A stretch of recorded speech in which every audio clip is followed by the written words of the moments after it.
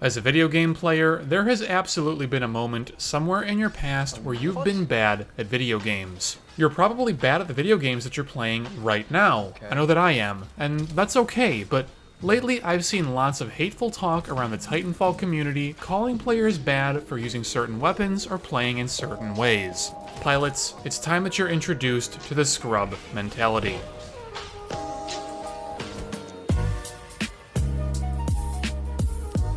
The scrub mentality is comprised of a lot of different things. Hating on players for choosing the best options that give the best chance of victory, hating on players for abusing cheap tactics, refusing to adapt their own gameplay or learning from their mistakes, etc.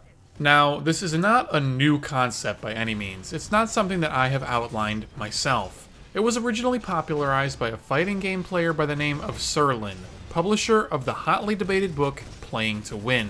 This book is available for free online, and I strongly recommend that you check it out, as I'll be hitting on a handful of ideas from his writings, particularly the article about playing to win. Let's start off by watching a clip of a fighting game.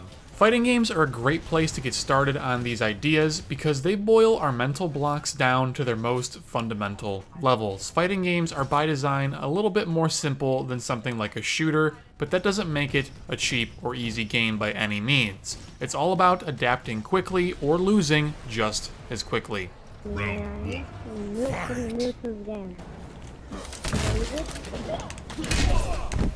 just go easy on me.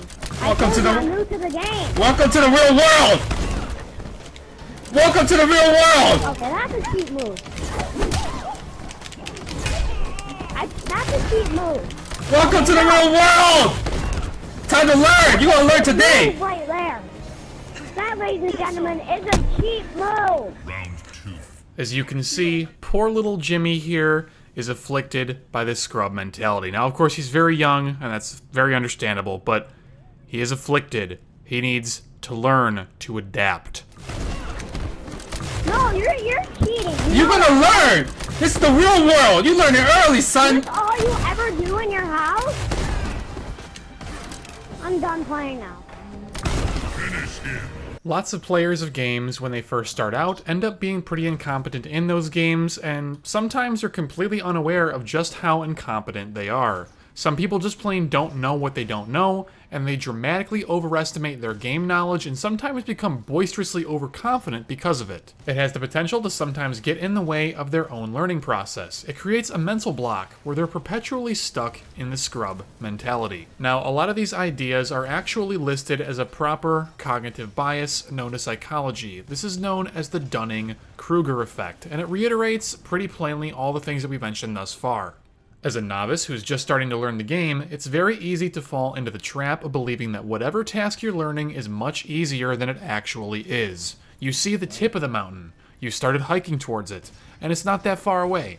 What you don't realize is just how treacherous the climb really is, and you're neither expecting nor prepared for the true hardships coming your way. You didn't bother to check the map before you started climbing this mountain, and you didn't realize that you're actually trying to get over Mount Stupid, where the mountain you're trying to actually climb is twice as tall and hiding right behind Mount Stupid. As you break down this scrub mentality piece by piece, you're going to start to realize just how much you don't know, and that's when you start really getting good.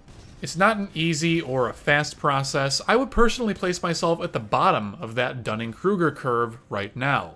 I'm not super confident in my abilities in a lot of the games that I play, but my skills in games like Titanfall and Lawbreakers should speak for themselves. Now, I know that a lot of the players on this channel look up to me, so let me just say this. I am not above this cognitive bias. I suffer from it just as much as many of you might as well. On the high end of the spectrum, it's very easy for a player like myself to underestimate the difficulty of the techniques that I teach.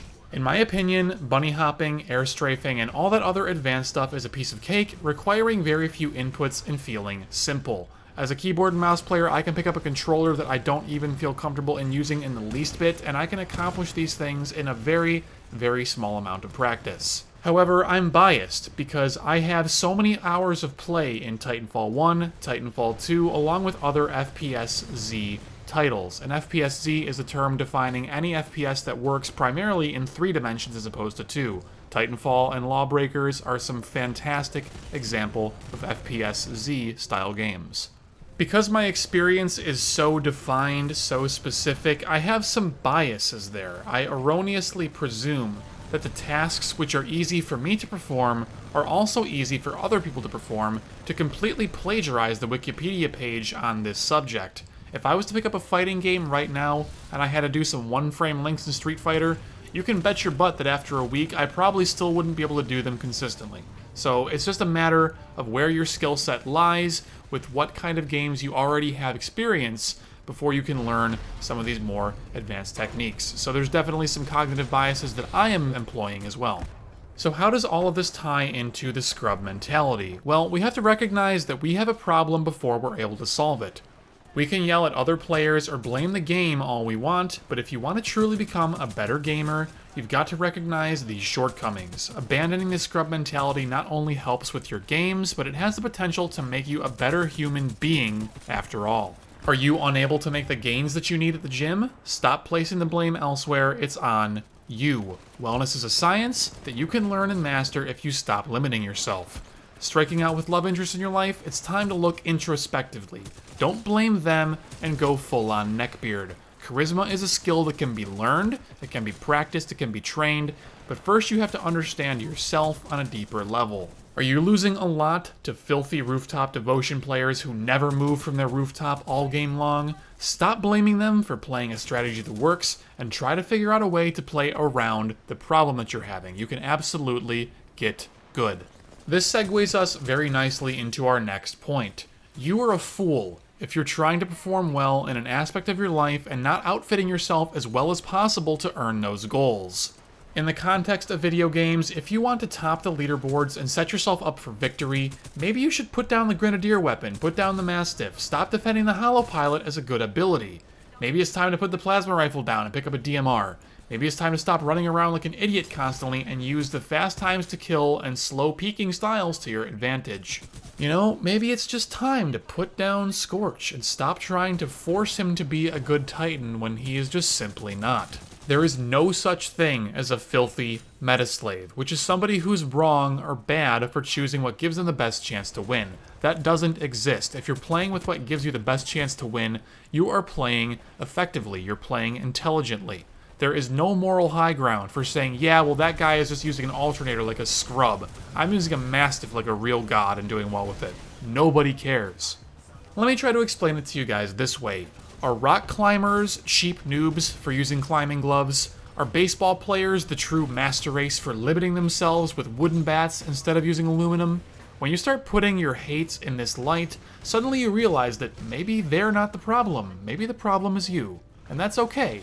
I'm guilty of this, we're all guilty of this. Everyone gets frustrated at games and blames some dickhead player on the other team for doing some lame stuff that's not fun to deal with. I have done this many times on stream in the past week, let alone the past month or year. We all do it, we all suffer from this. But if you want to become a better version of yourself, if you want to become a better player and abandon the scrub mentality, you've got to work hard to nip that in the butt as quickly as possible. When you start losing to something, sit down and analyze why you're losing to it. Then figure out a way to beat it, or if you can't, then at least try to find a way that causes you to lose to it less often. You really don't have to go from losing 80% of the time to winning 60% of the time. If there's a player or strategy out there that kicks your butt, simply losing less to them is still a net gain on your part. For example, in Titanfall 1's competitive play, there was a huge problem with players not valuing their lives enough and throwing them away consistently while trying to pull flags. This remains in Titanfall 2 with newer pickup game players. In taking advantage of this, defensively focused teams gained a huge edge over others because they always had a player numbers advantage. There was always somebody dead on the other team. They were always up 5-4, 5-3, whatever. They got their Titans sooner, and they got their core abilities sooner. While a lot of players may say that they were playing lame, they were not playing Titanfall, they were playing Call of Duty with mechs, they were camping rooftops with G2s and ruining the game for everyone else, but I would argue that no, they were playing the strategy that gave them the best chance to win, in consideration for what the other team was doing. They were reacting, they were countering, they were being the better players.